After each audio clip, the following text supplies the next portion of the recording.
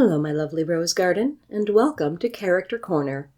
This is a series of videos dedicated to exploring some of my own original characters and giving you more information about them and their stories.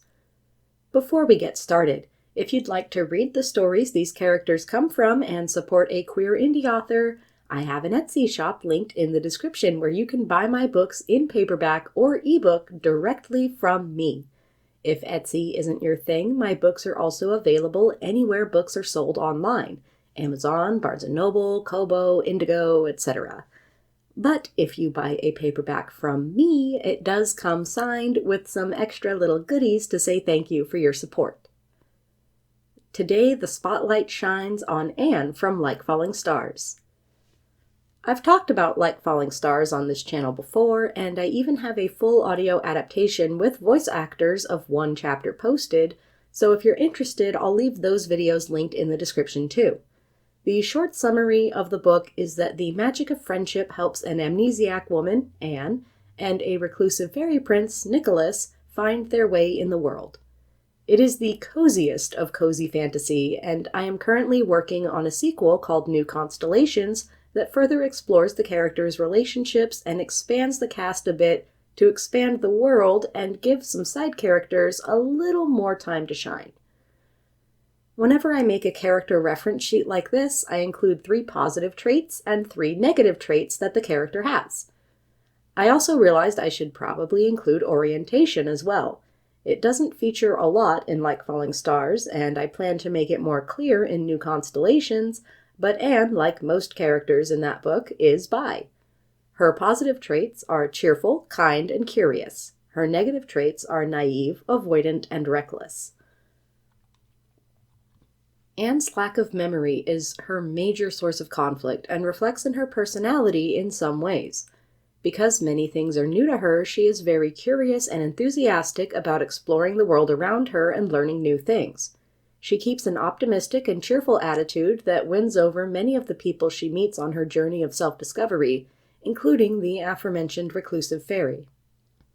However, this also means that she tends to be naive. She lacks the experience to have formed social graces and can accidentally hurt people's feelings by saying something that she doesn't realize is insensitive or impolite. She also doesn't know when certain things are dangerous, so her curious nature can lead her into trouble. However, her avoidance is her biggest personality flaw, which is more of an active choice on her part in response to the amnesia. She's unsure of herself and her place in the world, and not knowing who she is really scares and upsets her. Rather than face those feelings and the ugliness that may lie at their heart, she instead chooses to distract herself with things that are more fun or with her friends' problems so she doesn't have to think about her own. I was asked by a patron about what inspirations I had for Anne's character, and some of them were classic peasant girl fairy tale leads, particularly Greta from The Snow Queen, which inspired a lot of the story. I also wrote her somewhat in response to the manic pixie dream girl trope after getting sick of compet romances in media, Oz the Great and Powerful specifically. I think that Anne can come off as a manic pixie dream girl due to her cheerfulness and lack of social awareness, but she actually has a lot of self-doubt and worry that she covers up and runs from through her interactions with others.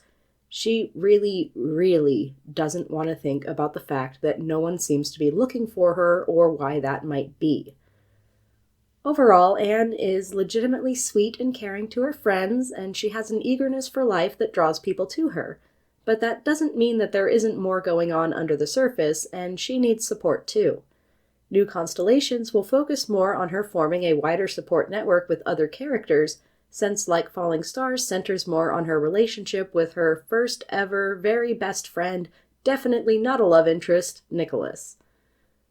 To connect back to my previous character corner on Christopher, Anne and Christopher would probably get along really well, having merry little picnics and ignoring their problems together. However, Anne's problems are more emotional, while Christopher's are more horrible nightmare creatures are trying to eat you. But I still like to think of them getting together for tea and sandwiches and confiding in each other. I got to include some outfit variations with Anne since she actually has 3 distinct outfits throughout the book. The first look comes from the early chapters, where she has a basic setup of jeans, boots, and a warm sweater. Shortly after, Nicholas sews her signature pink coat and gives it to her as a gift to help her stay safe. In the climax of the story, which of course takes place at a ball, Anne gets to wear a gorgeous gown that has lots of layers and crystals and this nice ombre blue color paired with a fake set of fairy wings. I'll let you ponder over why she has the fake wings for now, and if you want to find out the answer, well, the book is there. Anne's color scheme matches the general color scheme I have in mind when I think of this book, light blue and light pink.